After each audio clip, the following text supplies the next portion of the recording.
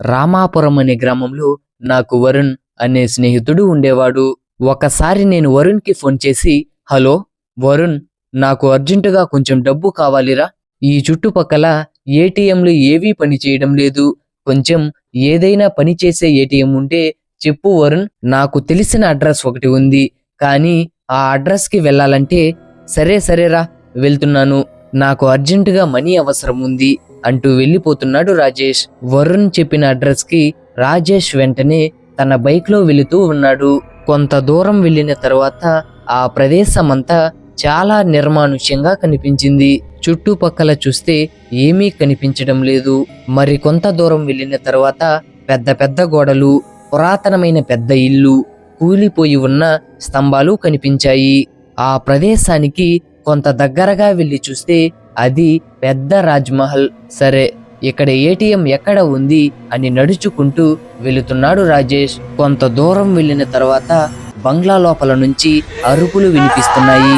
రాజేష్ భయంతో ఏమైందో చూద్దామని గేట్ లోపలికి అడుగు పెట్టాడో లేదో, అయ్యగారు నన్ను రక్షించండి అంటూ ముసలాయన పరిగెత్తుకుంటూ రాజేష్ దగ్గరకు వస్తున్నాడు. చూడడానికి తెల్ల పంచె కట్టుకుని పనివాడిలా ఉన్నాడు. వెంటనే ఆ ముసలాయన రాజేష్ వైపు చూస్తూ ఇలా అంటాడు, బాబు కొంచెం తొందరగా రండి, మా అయ్యగారికి గుండెపోటు వచ్చింది, చనిపోయేలా ఉన్నాడు అని అంటాడు. వెంటనే రాజేష్ పరిగెత్తుకుంటూ ఎక్కడ మీ అయ్యగారు అని బంగ్లా వైపు చూస్తాడు. ఆ బంగ్లాను చూడగానే రాజేష్కి ఒక డౌట్ వస్తుంది. మీరిద్దరూ ఇంత పెద్ద బంగ్లాలో ఉంటారా? దానికి ముసలాయన, అయ్యా అర్జెంటుగా మా అయ్యగారి దగ్గరకు వెళ్దాం రండి, ఆలస్యం అయితే మా అయ్యగారు చనిపోతారు. అప్పుడు రాజేష్ తెలివిగా, ఉండండి నేను ట్యాక్సీకి ఫోన్ చేస్తాను అని అన్నాడు. ఎంత ట్రై చేసినా అక్కడ సిగ్నల్స్ రాలేదు. బంగ్లా దాటి కొంచెం దూరం వెళ్ళిన తర్వాత సిగ్నల్స్ వచ్చాయి. వెంటనే రాజేష్ ట్యాక్సీ డ్రైవర్కి ఫోన్ చేసి తాను ఉన్న అడ్రస్ ట్యాక్సీ డ్రైవర్కి చెప్తాడు. నిజంగా మీరు అక్కడే ఉన్నారా?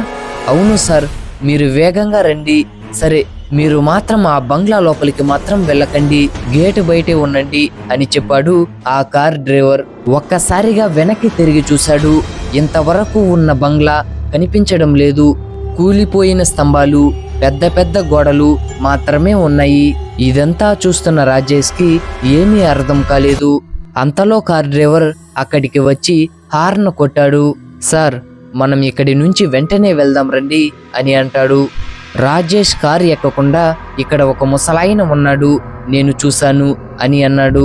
సార్, అదంతా మీ భ్రమ, అదంతా ఇక్కడ ఉన్న దెయ్యాలు చేస్తున్న పని, దయచేసి మీరు ఇక్కడ ఉండకండి, వెంటనే వెళ్దాం రండి అని బలవంతంగా రాజేష్ని కారులో కూర్చోబెట్టాడు. ఆ కార్ డ్రైవర్ వైపు రాజేష్ చూస్తూ ఆ బంగ్లా వైపు వేలెత్తి చూపించాడు రాజేష్. అదేంటి, ఇక్కడ ఒక బంగ్లా ఉండాలి కదా, ఏమైంది, నేను చూసిన మనుషులు ఏమయ్యారు అని అంటాడు. దానికి ఆ కార్ డ్రైవర్, సార్ మీరు ఇంతవరకు చూసింది మొత్తం అబద్ధం, నిజం ఏంటో నేను చెప్తాను వినండి. ఇంతవరకు మీరు చూసింది ఒక దెయ్యాల బంగ్లా.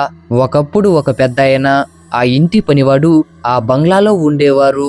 అయితే ఆ పెద్దాయన పిల్లలు అందరూ విదేశాలకు వెళ్ళిపోయారు. ఆ తర్వాత పెద్దాయన పిల్లల మీద బెంగతో కొన్ని రోజుల తర్వాత చనిపోయాడు.